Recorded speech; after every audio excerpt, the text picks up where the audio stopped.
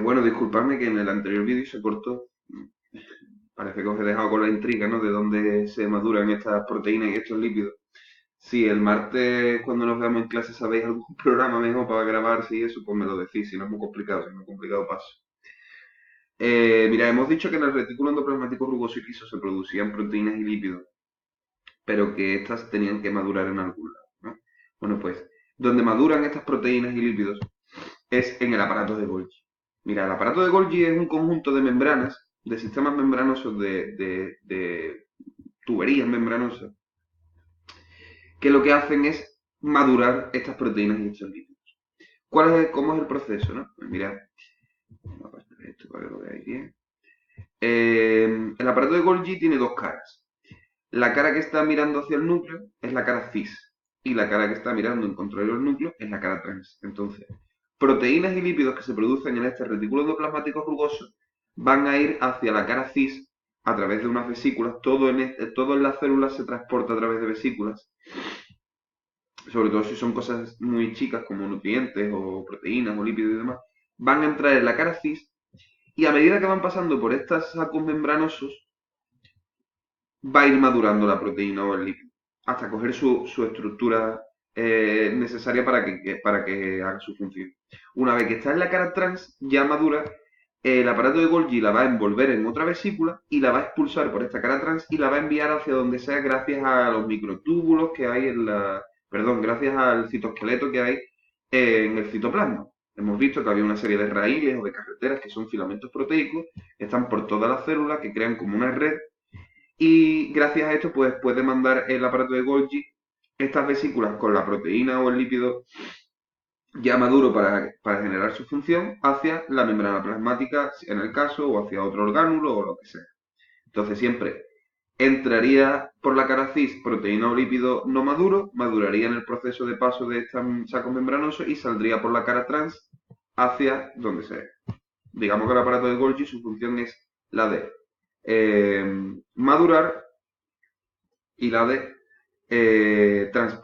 no transportar, pero sí decidir hacia dónde van las cosas. La de repartir. Bien, una vez visto el aparato de Golgi, ahora nos quedarían una serie de orgánulos muy sencillos de entender y cuya estructura es también muy sencilla, porque simplemente es una vesícula muy grande, un saco membranoso enorme que tiene dentro pues distintas cosas. Bien, los lisosomas y los peroxisomas es casi prácticamente el mismo orgánulo. La única diferencia, los dos se encargan de degradar sustancias y los dos tienen dentro de estos sacos membranosos enzimas.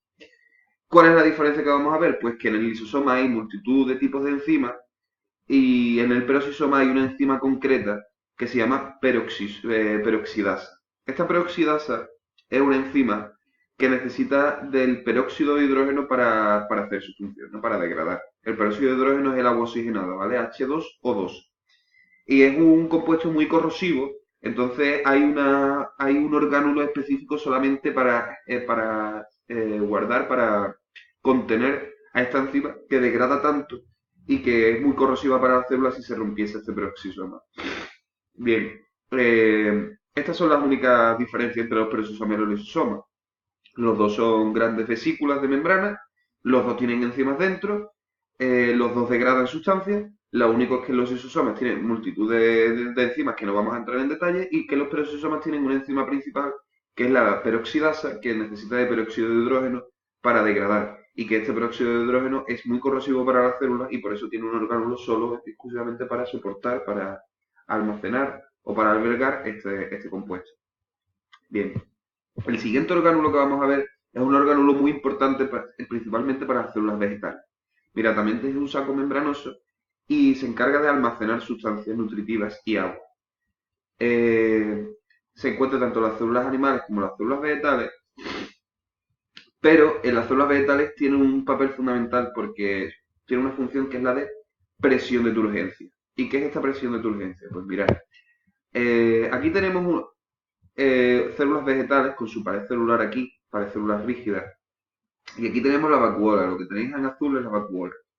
Entonces, la célula vegetal es capaz de introducir agua en este orgánulo y ir hinchándolo, como si fuera un globo. Entonces, al hinchar la vacuola, lo que hace es crear una presión sobre la membrana plasmática de la célula. También la hincha. Al crear una presión sobre la membrana plasmática de la célula, llega un momento en el que llega hasta la pared celular, delimita con la pared celular y empieza a crear también presión sobre la pared celular. ¿Para qué sirve esto? Pues para dar rigidez a la célula, y el conjunto de rigideces que tiene la célula provoca que la estructura macroscópica, como puede ser una hoja, tenga esa rigidez. Por ejemplo, si yo veo un árbol que tiene suficiente agua, las hojas de ese árbol van a estar tersas, van a estar duras. Yo voy a poder hacer clac con la hoja. Pero si yo veo normalmente un árbol que tiene escasez de agua, va a haber poco agua en las vacuolas, por lo tanto va a haber poca presión de turgencia, poca presión de la membrana plasmática a la pared celular, ¿vale? Aquí vemos mucha turgencia de la membrana plasmática, está creando presión sobre la pared celular, está dándole rigidez, y entonces esa hoja que nosotros vamos a ver va a ser mucho más flácida, porque no va a tener vacuolas que están dando rigidez o están dando presión a la membrana plasmática, y esta presión de la membrana plasmática a su vez presión sobre la pared celular. Esta presión de turgencia la utilizan en las células vegetales, aparte de para almacenar agua, para jugar con la cantidad de agua que tienen las células, para pasar agua de un lado para otro, en fin.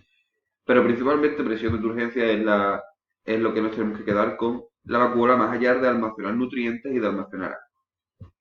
Bien, hemos visto todos los orgánulos generales, pero ahora vamos a ver dos orgánulos bastante complejos que se llaman, que ya los hemos visto en otro apartado anterior, que se llaman mitocondrias y cloroplastos. Mirad, para explicar los mitocondrias y los cloroplastos lo que tenemos que ver es, o el esquema que vamos a seguir va a ser, ver la estructura y ver la función. Y ustedes tenéis que ser capaces de hacer una comparativa entre las mitocondrias y cloroplastos. Vais a ver que la estructura es muy parecida, pero que las funciones son prácticamente contrapuestas. Bien, hemos visto estos orgánulos en el apartado de endosimbiosis. Y si nosotros estudiamos o vemos la estructura, vemos que corrobora esta hipótesis. ¿Por qué? Porque primero, la mitocondria tiene una membrana externa, que podemos deducir que proviene en un primer momento de la membrana plasmática de la célula que hizo la endocitosis. Tenemos una membrana interna, que forma esta estructura así como de laberinto, que se llama crestas, que forman estas estructuras que se llaman crestas mitocondriales. Y tenemos ADN circular, y tenemos ribosomas, y tenemos citoplasma o matriz intracelular o matriz propia. Es decir, tienen todas las características que nosotros decíamos que era una célula procariota. Es más, estos orgánulos son capaces de duplicarse en un momento dado de la vida celular. Por lo tanto, en un primer momento eran células procariotas, solo que ahora se encuentran dentro de una célula eucariota, generan una función para esa célula eucariota y es un orgánulo más. Pero vemos que tienen las características propias de una célula procariota. Bien, ¿cuál es la función? Para poder entender la función, yo siempre dije el año pasado y se dice generalmente que las mitocondrias lo que hacen es proporcionar energía a la célula. ¿Pero cómo lo hacen? Bueno, pues para poder entender esta función tenemos que tener claro cuatro conceptos. Mirad, perdonad, es que estoy un poquito... Bueno, no estoy resfriado, estoy con la alergia. Mirad, tenemos que entender primero lo que es una reacción catabólica y lo que es una reacción anabólica. Una reacción catabólica es una reacción en la que tenemos con moléculas complejas y obtenemos moléculas sencillas. Todas las reacciones siempre es un sustrato y un producto. Pasamos de tener una cosa a tener otra. En este caso el sustrato es una molécula compleja y lo que hacemos es degradarla, es romperla hasta tener una molécula simple. Bien, normalmente en las reacciones catabólicas se libera energía. Cuando una reacción libera energía, se dice que son reacciones exotérmicas. Exo de fuera y térmicas de temperatura de energía. Mientras que en las reacciones anabólicas, en las que moléculas sencillas se unen para formar moléculas complejas, son reacciones anabólicas, lo que se necesita normalmente es aportarle energía a esta reacción. Cuando tú tienes que aportar energía a una reacción para que se produzca, del sustrato al producto, se le dice que son reacciones endotérmicas. Endo para adentro, térmica de temperatura, lo mismo, endotérmica, hacia adentro. Bien, si yo digo que las mitocondrias son las encargadas de aportar energía a la célula, ¿qué creéis que harán? ¿Una reacción catabólica o una reacción anabólica? Pues obviamente una reacción catabólica. Una reacción catabólica ya que se libera energía en esta reacción. ¿Qué reacción catabólica es? Pues mirad, esta molécula que veis aquí es una molécula de glucosa. La glucosa contiene 6 carbonos, 12 hidrógenos y 6 oxígenos. Entonces, esta reacción, que es parte de la respiración celular de las mitocondrias, lo que consiste en que una molécula compleja como es una glucosa, más oxígeno, por eso se le dice respiración, obtenemos 6 moléculas de dióxido de carbono y 6 moléculas de agua. Pasamos de tener una molécula compleja como es la glucosa a tener dos moléculas muy sencillas como son el dióxido de carbono y el agua. En el paso de esto a esto se libera energía. ¿Y qué es lo que hace la mitocondria? La mitocondria es capaz de coger esta energía y utilizarla para crear una molécula muy sencilla, pero que si tú la degradas, obtienes una grandísima cantidad de energía al ser una molécula muy sencilla. Esta molécula tan sencilla es el ATP. Y el ATP es la moneda energética, la moneda de cambio de energía que utiliza la célula para obtener energía. Pongamos un ejemplo. El aparato de Golgi necesita energía para crear una vesícula. Bien, ¿de dónde saca esa energía? La energía tiene que venir de algún lado.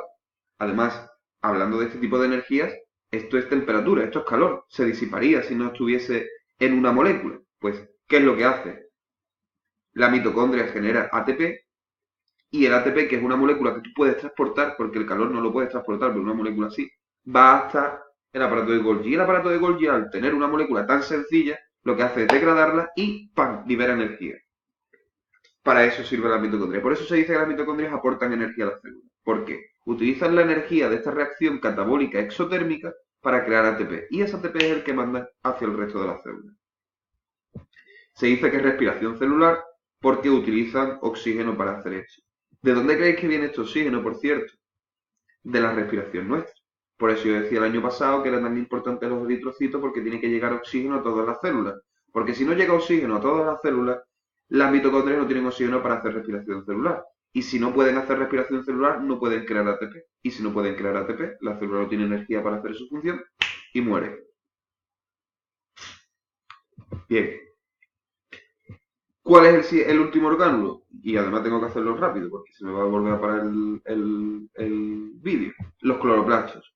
Volvemos a lo mismo. Membrana externa, membrana interna. En este caso la membrana interna no forma crestas mitocondriales o crestas cloroplásticas, imaginaos, sino que lo que forman son tilacoides, que son estas estructuras, todas estas, ¿vale? Todas estas bases, y los granas, que son el conjunto de estas bases circulares, ¿vale?